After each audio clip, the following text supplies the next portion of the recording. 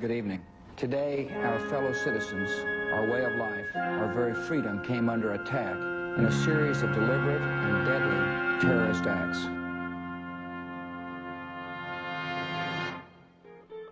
It's one small step for man,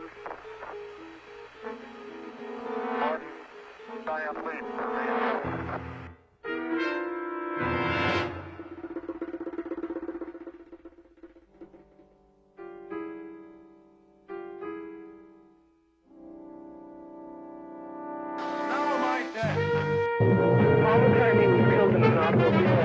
In early November 1966.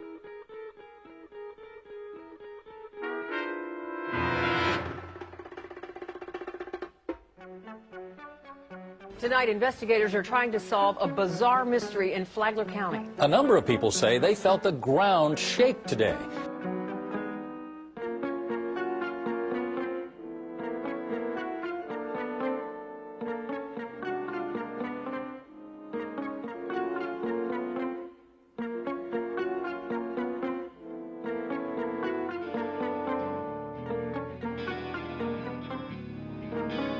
Ask not what your country can do for you. Ask what you can do for your country.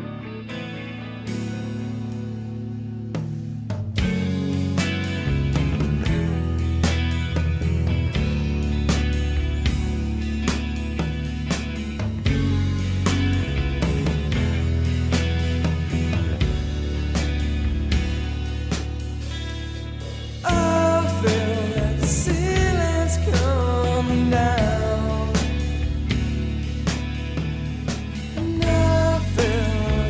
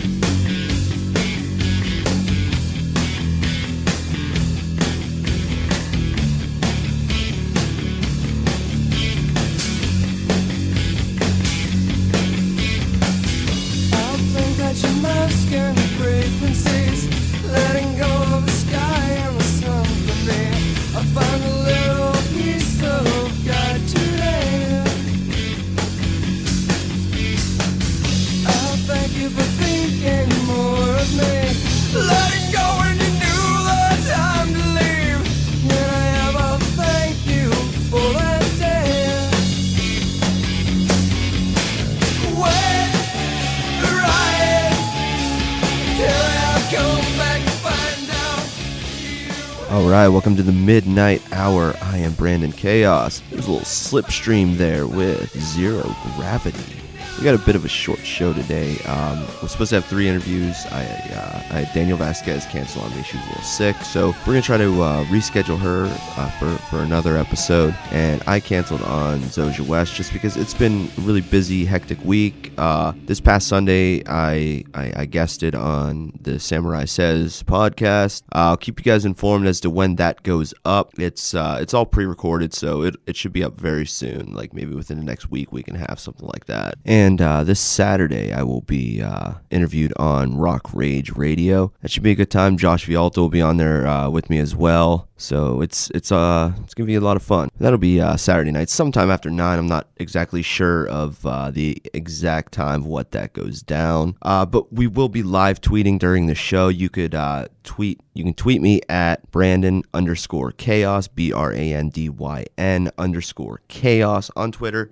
You could also find me that way on Instagram. And if you're on Facebook, check me out, Brandyn Chaos, or go ahead and like the Chaos Culture Entertainment site, as well as Macabre Fest and the Midnight Hour with Brandyn Chaos as well. We are all over social media these days. All right, so we're going to get into an interview here with Michael Kermec, so hang on for that. If you can't hear what I'm trying to say, if you can't read from the same page, maybe I'm going deaf, maybe I'm going blind, maybe I'm out of my mind. Okay, now he was close, tried to domesticate you, but you're an animal, baby, it's in your nature. Just let me liberate you. You don't need no papers, that man is not your maker. Whoa, whoa. Good boy, I know you want it, I know you want it, I know you want it. You're a good boy, can't let it get past me. You're far from plastic, talk about getting blasted. Blur lines, I know you want it, I know you want it, I know you want it. You're a good boy, the way you grab me, must wanna get nasty. Go ahead and get at me.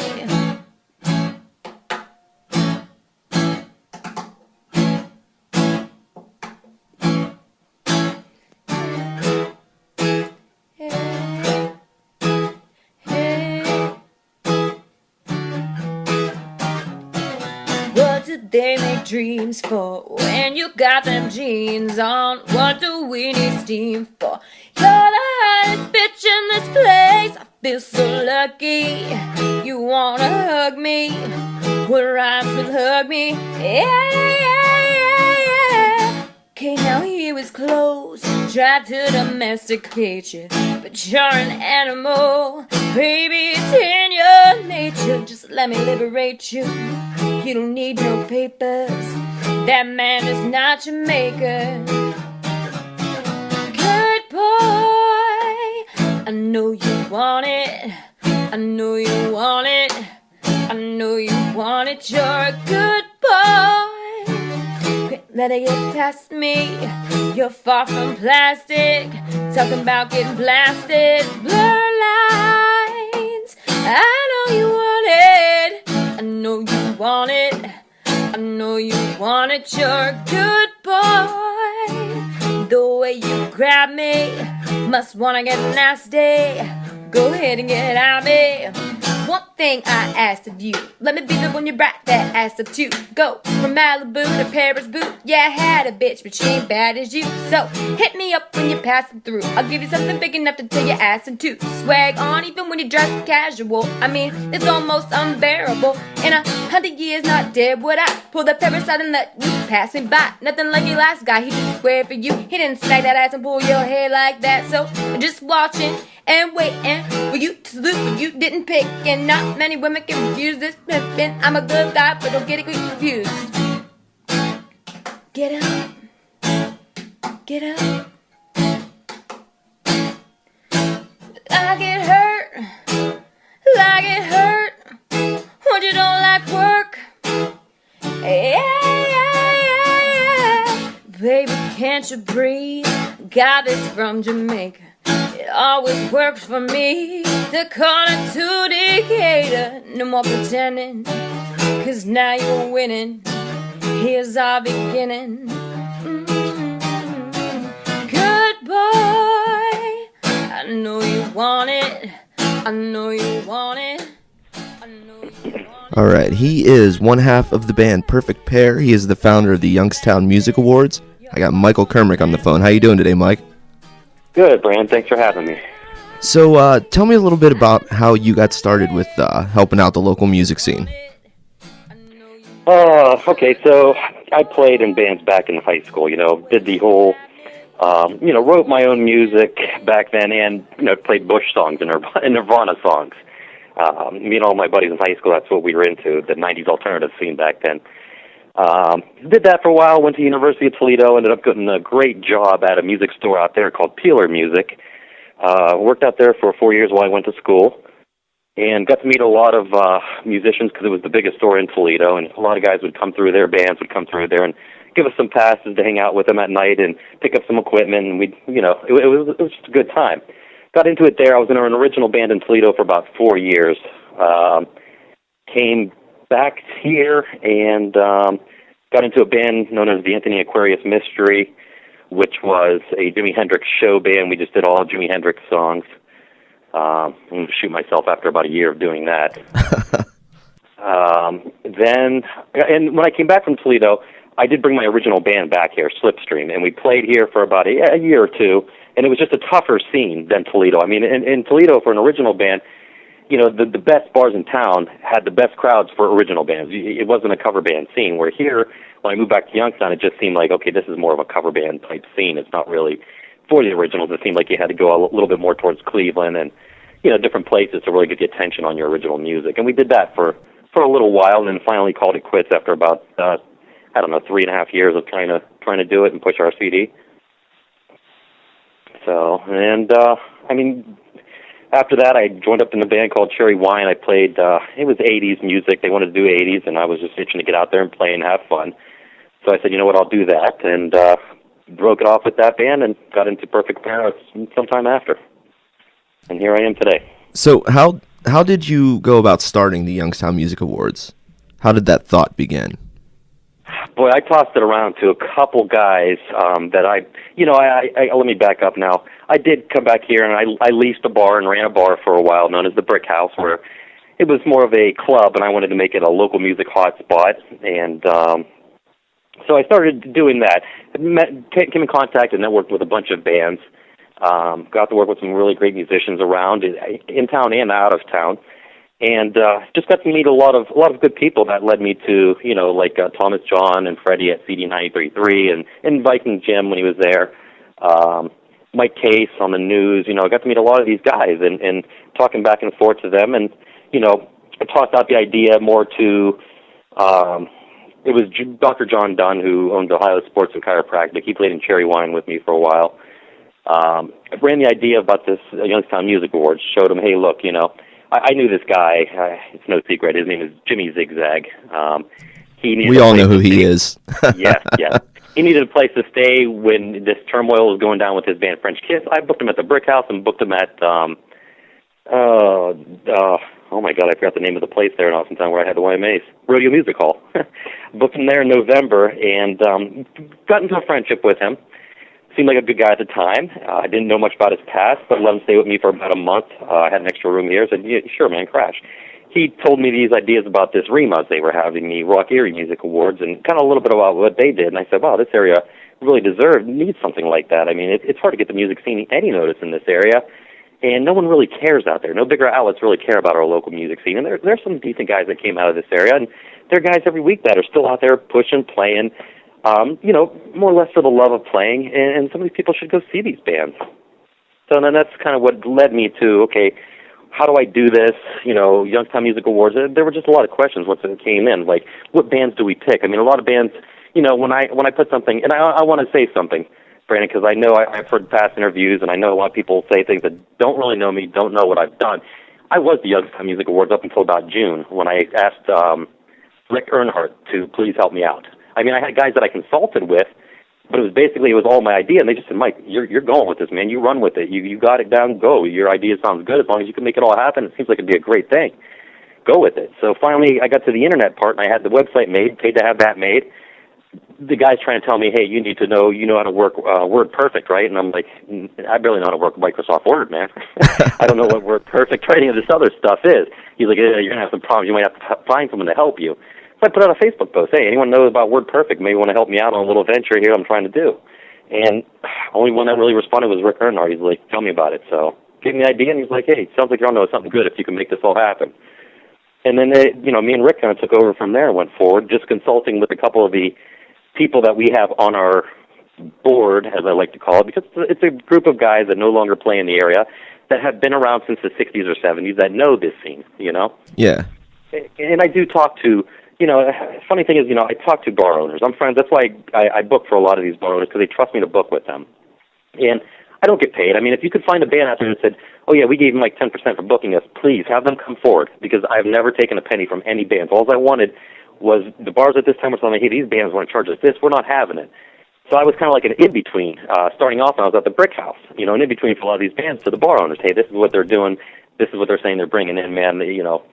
I'll make sure you get paid what they're saying, and if you do great, I'll talk to the bar about chipping you an extra $100 or something, which some bars do. Yeah. So we kind of got into that and networking with people and built the awards on from there about, what kind of bands do we play? Getting back to that, who plays? Do we want to have current bands play this thing? But then who's to say, hey, this band should and this band shouldn't play? So that was one of the first things. Who do we want to have play the event? We obviously want people that want to draw. And obviously I knew about Left End and Phil Keggy and some of these other guys that came from this area that were nationally known. In my first honorary band, I said, look, I'd like to get Left End.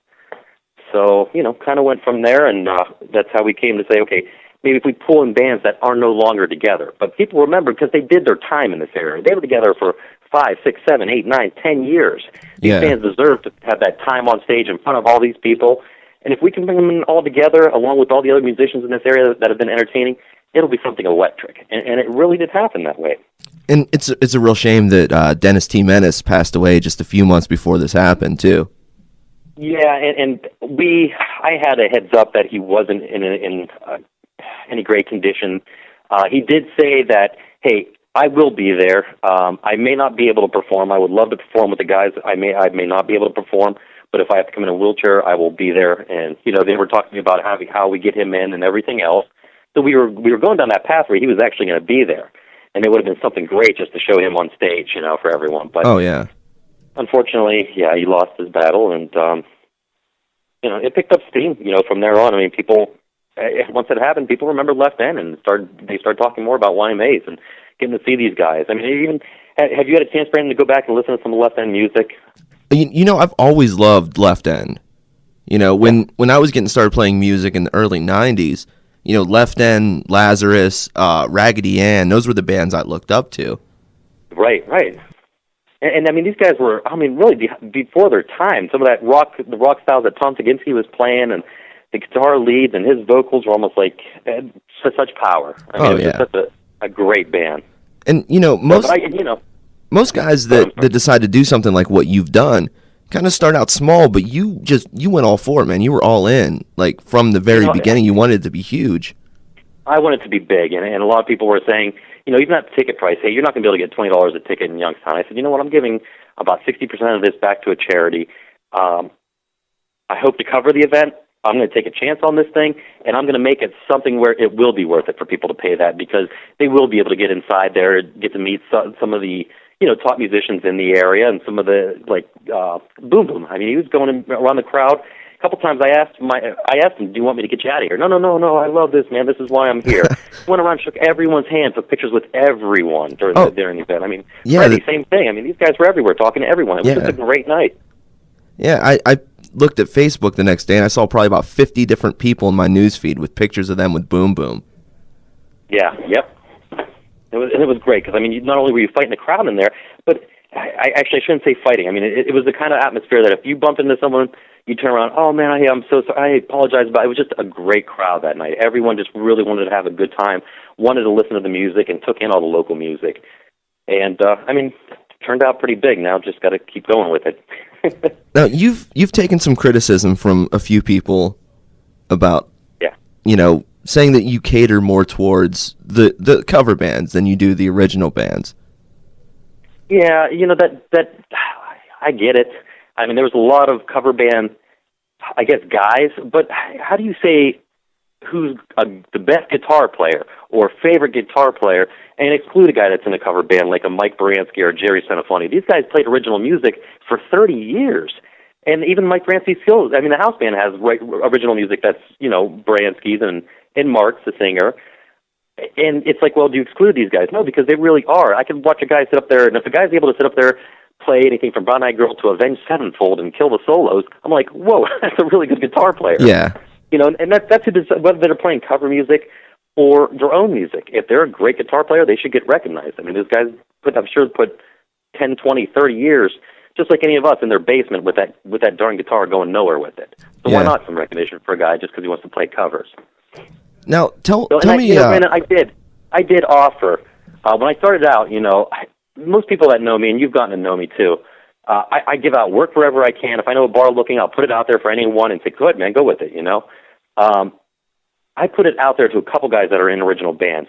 And I know Brian Collingwood talked about it on his post to the YMA website, because the other guy that's on it with me kind of informed me about it. But the thing was, and no offense to Brian. I've only met Brian a couple times. He's always been a great guy to me. I mean, a great musician, well-known around the area, just good at what he does. But I needed help. And some of these guys that he tagged in this post, I can go back to my emails and my messages to these guys asking, hey, will you help me out with this? Will you be a part of it?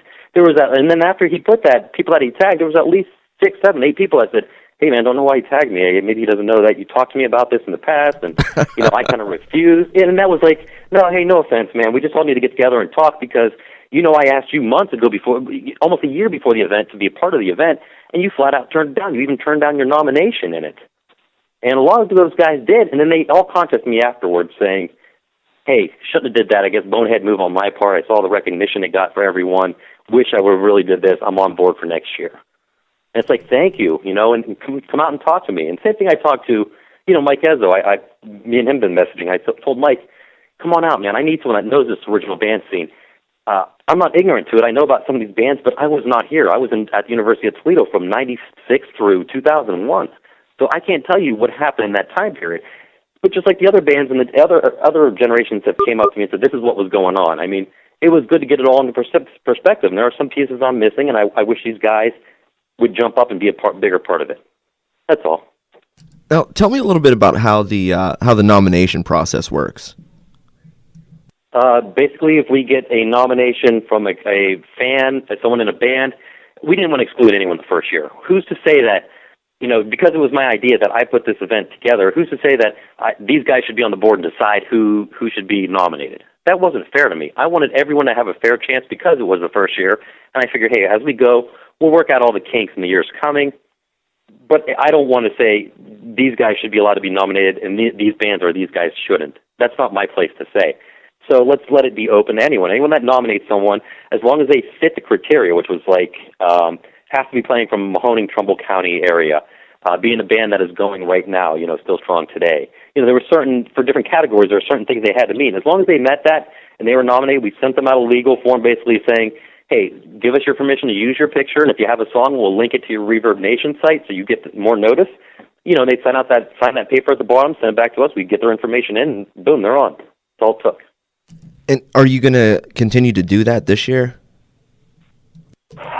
There's been talk about the board actually having a decision, but I'm still really against that. I mean, the site had over 67,000 hits, and I think the more people that get recognized from this area, the better for us, And some of these people, a lot of people would call me and say, hey, man, I've seen myself spending an hour on that site going down just some of these people I didn't even know or I've heard their name, being able to link them up with a band now or hear their music. It was a really nice thing. And we strum up some hits on that site. And this is going to be a yearly thing, right? Yes. Yep. Any ideas what direction you're going to go with it this year? I don't like to really stay focused on a single direction because then I feel like I'm too closed-minded if I do that. I keep it open and I build it. Like this past year, I kind of built it as it just went along. I had a vision of what it would look like and what I would want it to look like, which is like the TV, like on TV, the MTV Music Awards is what I pictured. Something like that with, local celebrities instead of the big-time ones, because that's all we can really get. So I'd like to keep just that idea focused, but as new people want to get involved, and we're always open to hearing ideas, we come up with ways to either make it better or, improve on it. Now, I saw, this is probably about a month or two ago, you guys posted on the Facebook page a question for everybody, asking them who they would like to see perform this year at the YMAs. Yep. I'd like to know who you would like to see perform this year at the YMAs. I know definitely Phil Keggy. I think he's someone that should be noticed. He's noticed, but it'd be someone for all of us to get together and actually get to watch. People that, are my age, my generation, that maybe aren't as familiar with Phil Keggy's work and how he plays. It's just cool to finally see something. Hey, he lived in Hubbard, and then he moved out here. He moved to Nashville, and he's accomplished so much. He's actually the first radio interview I ever did. Phil is. Yeah. I was working for a Christian station my senior year of high school, and I did an interview with him on the air. Yeah. Oh, nice. Yeah, he's definitely a local guy. legend. Yeah. Yes. So, that's who I would want to see there. Him with Glass Harp, or even, like this year I got to toss in the idea left end about, hey, why don't you guys go out, see some local bands, and pick some singers to get up and sing with you guys? And I think that was something different that people were saying, okay, look, we get to see somebody, hey, Jimmy from, the Huck and Philbillies is going to be jamming tonight. He's going to do a song with Left End. It was just something different for our generation to get together with the older generation and, pair it up with these combination of musicians. That is a good idea. Something like that. Yeah, I like that concept of doing that. And we've been actually talking to, this is aside from the YMAs, I'm trying to bring in Sugar Jones right now, who was on The Voice this year, and she's picked up by Pharrell Williams. Nice. We're trying to bring her in with like a backing band of, guys that are known around this area, an all-star band, almost like a house band type band, and put her with them and have a fun night with it. Now, are you planning on expanding any more categories this year? If anything, limiting. I think that 24, I didn't want to leave out anyone. And there were only a couple categories that really got some attention that I left out, and that was gospel, because there are several churches in the area that like the YMA idea, but they don't perform in bars. They sing at churches. They have choirs at their churches, and they'd like there to be a gospel category where they can get some of their singers to shine through. Just because they don't play in a bar doesn't mean they shouldn't get some notice around the area. And I kind of agree with that. And there was polka. I received there's a lot of polka bands in the area. Yes, Briar Hill area and all that. Del Finchak sent me an email and then called me about it, saying, "Why no polka, Mike?" And some look, Del, this is my first year. I threw a couple categories out there. Polka didn't even cross my mind. Now, I was nominated for Best Club DJ, and I don't really consider myself a DJ. I consider myself more of an electronic artist, but there was no electronic category. No, it kind of just fit into the DJ category. And who are we to say, okay, well, he's not actually a club DJ? We don't know everyone's. We just didn't want to turn anyone down for the first year unless clearly they weren't from the area. Yeah. So, So let's talk about your band here for a minute. How did you and Ashley get together for Perfect Pair? So I went down to the old Rosetta Stone, and she was performing with a band called Redline. And I'm watching these guys sing, and they have like two guys up front, and they have her off to the right-hand side of the stage. I'm sitting there thinking, okay, all the guys are kind of to the right-hand side looking at this girl, and these guys are up here dancing, and no one's even paying attention to them. What are they thinking? And she took a break, and during one of the breaks, I introduced myself and just said, and this was probably like 2009, somewhere around there. I went up to her and said, I don't get it. You should be in the front, and they have you off to the side. You need to ditch this band. You're way better than this band. And she laughed and blew it off, and she came out a couple times when I was with Sherry Wine, her and her friends, and watched us. And I've talked to her then and just tried to keep convincing her, hey, why don't you come down? I have an idea for an acoustic, because I was really into acoustic music. And I wanted to have something where I did like Katy Perry or Lady Gaga songs or like an R&B song, but I make it on acoustic guitar, and I like that idea. I said, even if we just do it for a couple restaurants and fun, but I have a feeling this thing might take off a little bit. And she put me off for about 4 months. and then finally called and said, all right, you know what, I want to give it a shot. Came down one night down to my place, and we tried a couple songs and had some people over, and they were just blown away by it. They said, you guys have to do this. So just kind of developed it from there. So the band came before your relationship with her then, right? Oh yeah, long before. So, yeah, the relationship actually developed. I was married for a while, and probably ended around, 2010, 2011 or so. We developed our friendship and played out quite a bit, and decided to take it a step further and start trying to date, which could be a bad move for the band. You read all these stories about Fleetwood Mac and Pat Benatar and this, and how this happened and how it destroys the band, and this other band, the Civil Wars that's out there. This guy and this girl, and they had something great going, and then I guess they got caught up with each other, and now the band's breaking up. Well, you've got a lot of that going on in this area, though, because you have Baroque Monody, Rick and Jenny are in a relationship together, and then Joe and Allie from Amnesty for Astronauts. Yeah, Blue Siren, I think those guys are in a relationship. Yeah. So, I mean, it could work out or it could not work out, But you guys are extremely talented. Yeah.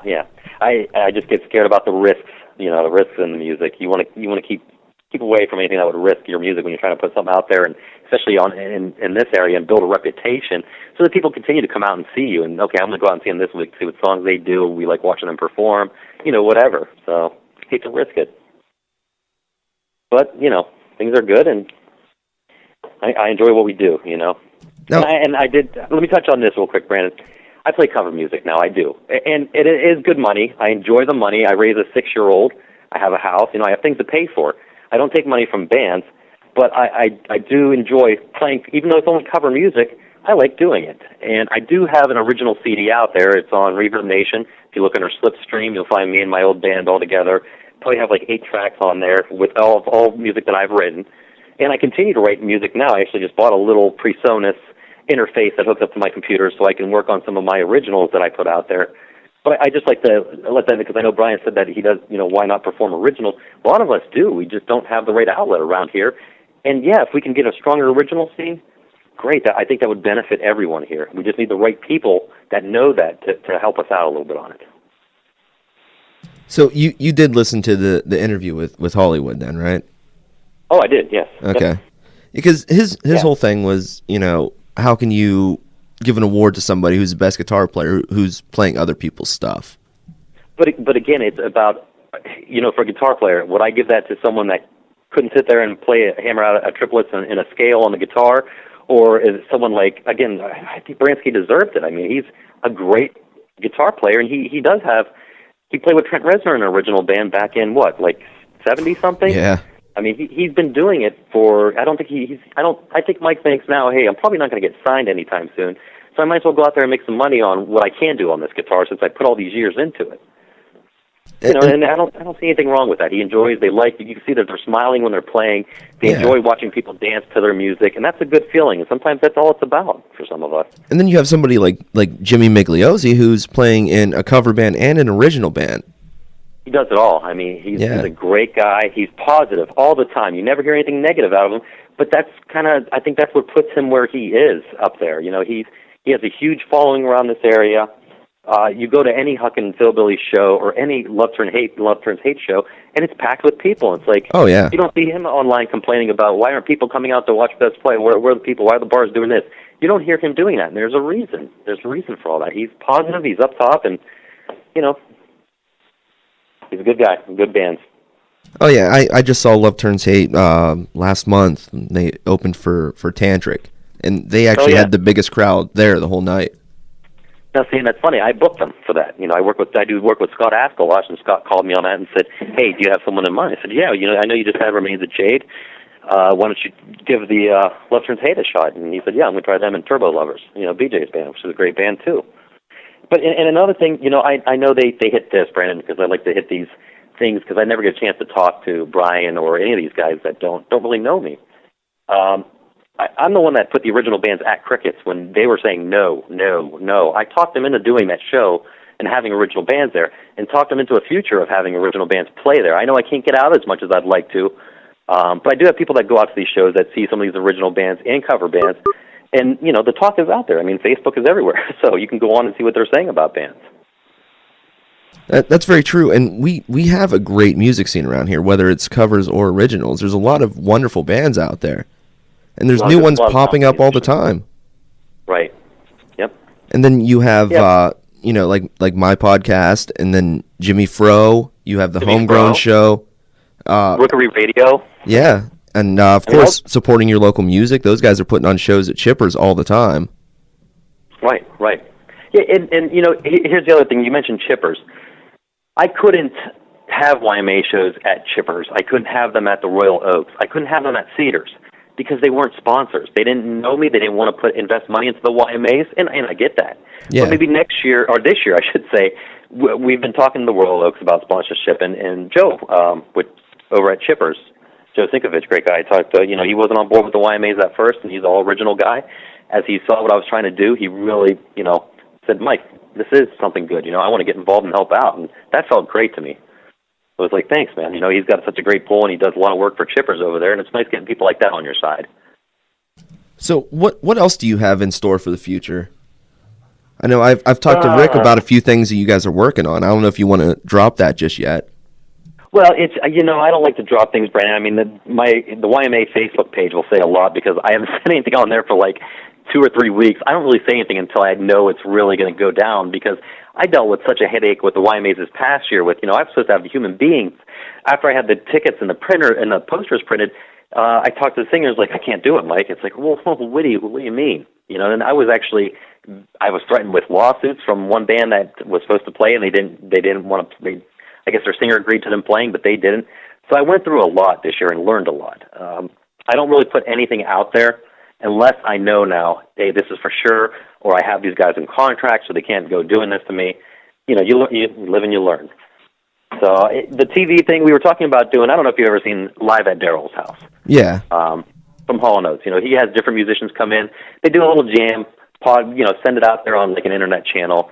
We were talking about doing something like that, making a YouTube channel up and having high-quality HD videos and with high-quality sound, and having different bands from around Youngstown, original and cover, playing on there. Just having a different schedule and different days that we do it.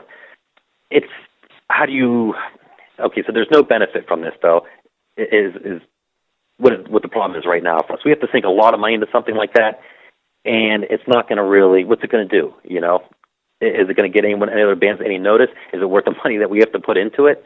Probably not. I mean, if we could find sponsorship for something like this, it would be something great. Or if we just do it once every 3 or 4 months with a bunch of musicians that want to get together and jam, that would be something fun, and just put it out there on like a YouTube channel. That's a fantastic idea, and Rick actually approached me about doing some video work for that. Okay. Yeah, so if you guys got that up and running, I think a lot of people would be into it. But it's like you said, what's the benefit there, or if there is any at all? Right. And then you got people that go to I know Rick went to the show Friday, and you have so many other people there that are recording videos and posting them instantly on the Facebook right then and there. So it's like, well, you can't really go to a band show because they're not getting anything from that. Sure, they're getting to see the band, but they can see that from someone's Facebook the next morning. Exactly, yeah. If you're going to do it, you have to do something creative, something different. I mean, I had my birthday was this past weekend, and I had some people over here Friday night, and we sat down in my basement. I have a piano and drums, guitar, bass, whatever you want to play with, samplers, everything. And we just kind of messed around. I said, this should be the idea, even if we talked about something before you guys came down, tried, we jam out a key of E in blues, 12-bar blues, do something like that. But, maybe let's learn a couple songs and throw some things out there and, have a bunch of different people in different bands get together and try this. And that was kind of the idea. Yeah, that's a really cool idea. So, but it's not very, there's no real money in it, and it would cost for us to do it. It would cost a lot of money, and we wouldn't be able to recoup that. For us, it's not even about making money. It's just being able to cover it, and that's something that probably wouldn't cover it for us. That's true. Yeah, I mean, I know because I have my music festival, and last year was my first year, and I didn't have any sponsors or anything. Everything was coming out of my pocket. I ended up, putting myself in debt over it. Yep. You know it, man. There's a lot that goes behind the scenes that people don't. I mean, especially dealing with even just a schedule, the lineup of the night, all that stuff, and it's a lot of work. Oh yeah, definitely. Well, Mike, I got to wrap things up, man. It was good talking to you. I look forward to whatever you got going on in the future, man. Yeah, I'll definitely keep you informed. And again, I appreciate the chance to get a couple of things. I hope some of these guys reach out to us and really want to get part of this and take part of these YMAs with us, because it's something, even if I don't want to keep doing it, that can be passed around. We can keep it going in this area to give people the recognition. Yeah, definitely, man. So, all right. Thank you very much, Mike.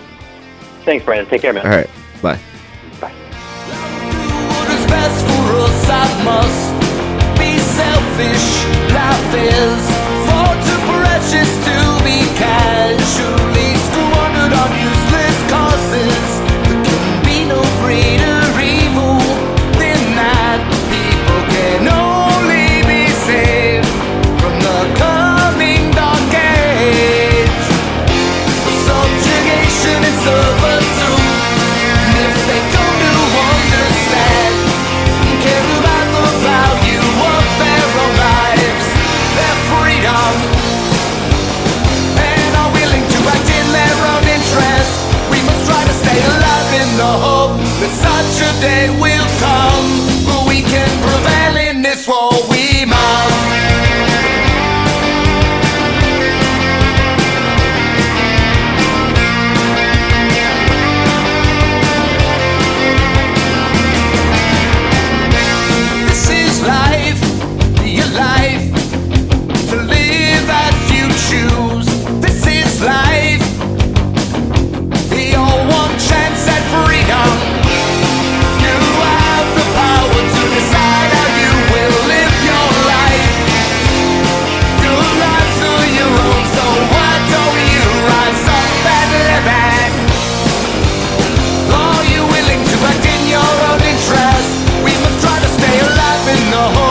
Such a day will come. Are you willing to act in your own interest? We must try to stay alive in the hope that such a day will come, but we can prevail in this war. We must. Your lives are your own, rise up and let that. Your lives are your own, rise up and let that.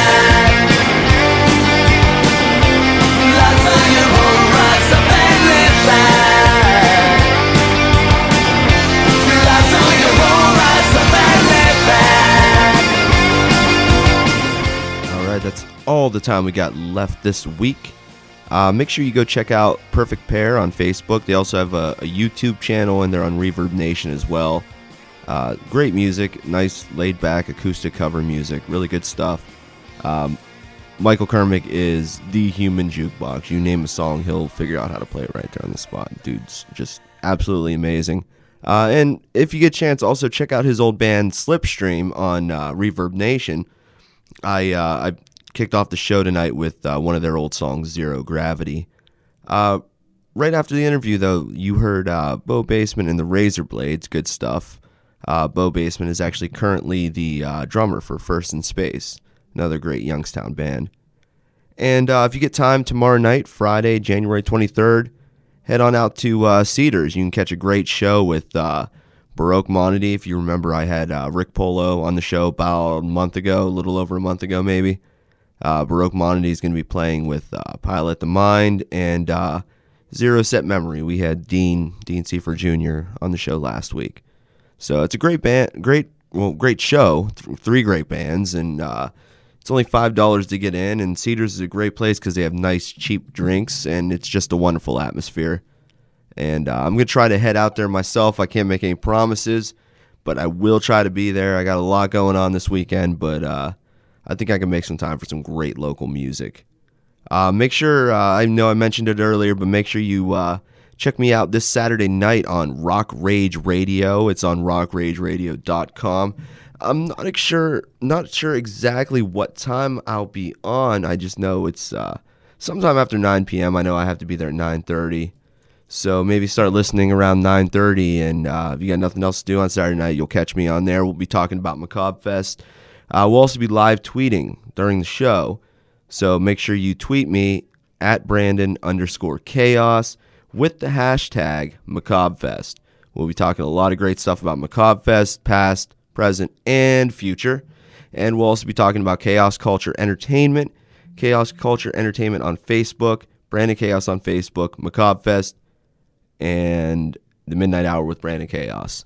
So make sure you check it all out so you can keep up to date in between shows.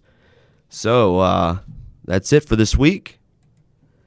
And since it is Thursday, we're going to go with the tradition of Throwback Thursday to play you guys out for the remainder of the show. I'm going to take you guys back to, I want to say 2002. Might have been 2001. Not 100% sure on that. Late 2001, early 2002, somewhere around there. The band is called Explicit. The song is called Of Wax and Wire. So check it out. As always, I am Brandyn Chaos, and you have been listening to The Midnight Hour. This artificial bliss I found the minute that I exhumed you. God, I hope we'll be together soon.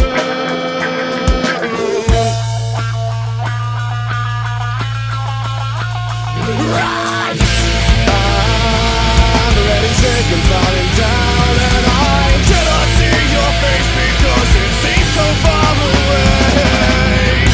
I'm already sick and falling down, and I cannot see your face because it seems so far away. Blinded by a tune that was played so many times, dipped together with the wax just to seal you inside. Why make you again? Now you're totally mine. With no family, no friends, just as a last kiss goodbye.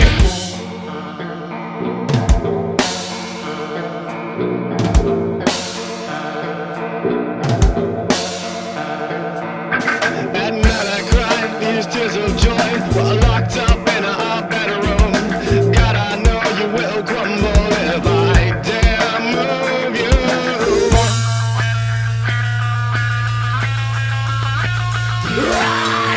I'm already sick and falling down, and I cannot see your face because it seems so far away. I'm already sick and falling down, and I cannot see your face because it seems so far away. I am.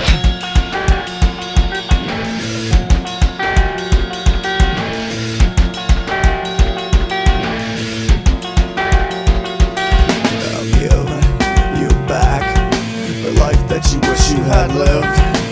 These 7 years will pass. I am keeping you made up of wax and wire. I am keeping you made up of wax and wire.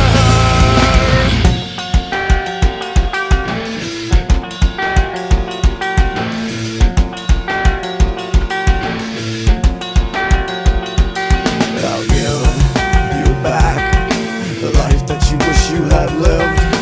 These 7 years will pass. I am keeping you made up of wax and wire. I am keeping you made up of wax and wire.